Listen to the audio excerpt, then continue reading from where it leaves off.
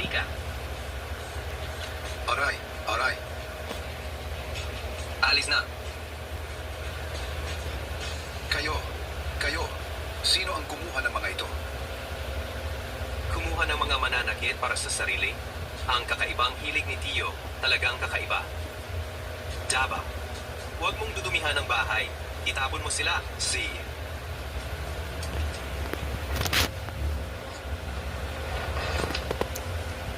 Drawing ko.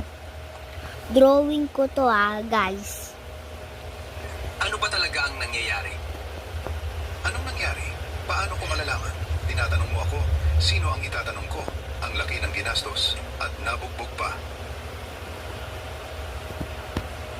Ano ang susunod nating gagawin?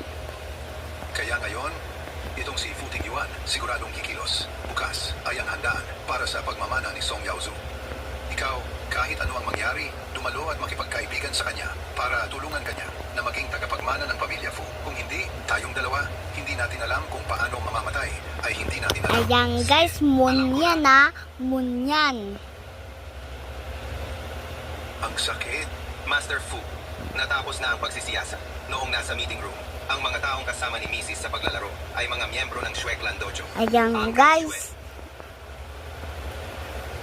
nagrararo sila ng bata. Ayan no, yan no, yung tao na yan, dalawa na yan. Ha! Uulan sila. Ang kanilang master, matagal nang nawawala pero hindi naman nagmamadali. May oras pa na makipaglaro kay Mrs. Hindi nagmamadali dahil nakita na.